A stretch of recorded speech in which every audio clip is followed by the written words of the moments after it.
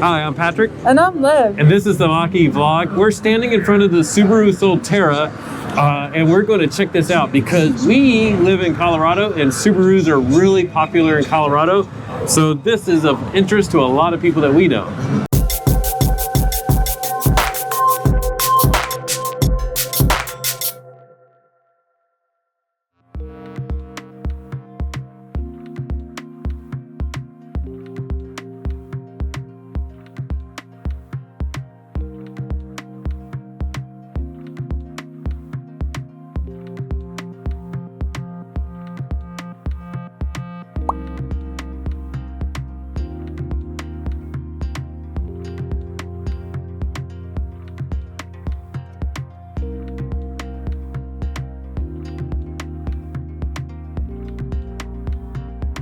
So we're actually inside the Solterra right now. So cool that we can get inside this because it is really loud here. Subaru spared no expense with their setup here, including lots and lots of noise and ocean sounds and wind and stuff. So hopefully it's a little quieter in the car. And snow. And snow. Isn't that crazy?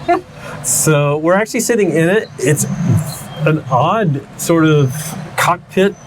The dash, like the screen is very far back. Very interesting the way it's laid out.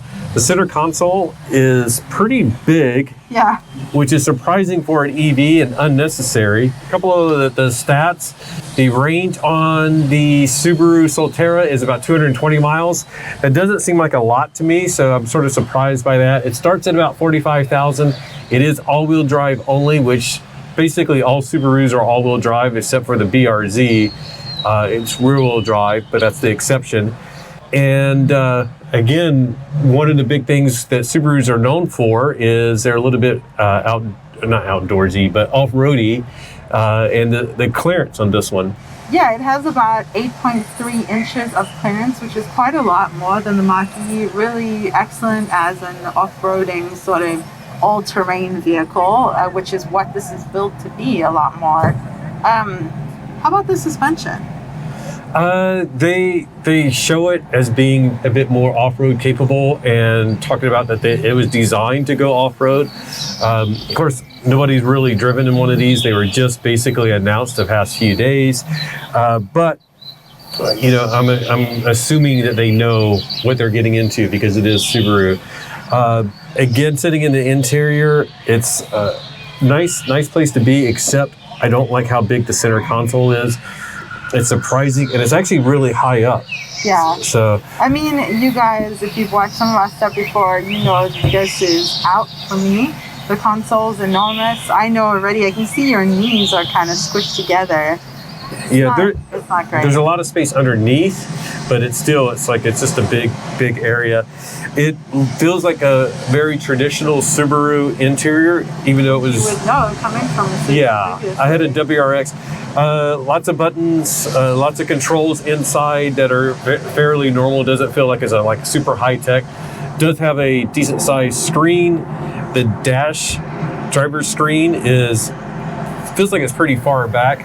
And looking at it here, the steering wheel actually blocks quite a bit of that. So that's really a bit interesting. Yeah. And one of the things that I'm curious about in general is glass roofs in Colorado. Our Mach-E has a glass roof, this has a glass roof, but Colorado's known for hail and big hail and lots of damaged cars in and around Denver with a lot of hail damage. So I wonder how our Mach-E's gonna hold it with the glass roof and this as well.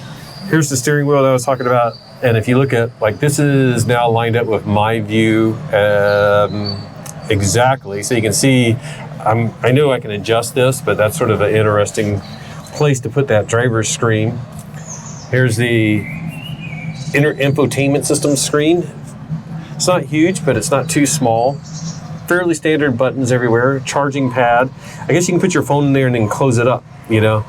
Good idea not to look at your phone while you're driving, and that would be a sort of cool way of preventing that. Hey. Side-by-side cup holders that Liv loves. But everything else is feels like a Subaru. Let's open this up. Let's take a look at the center console.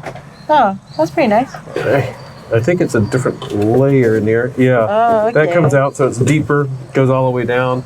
Cool.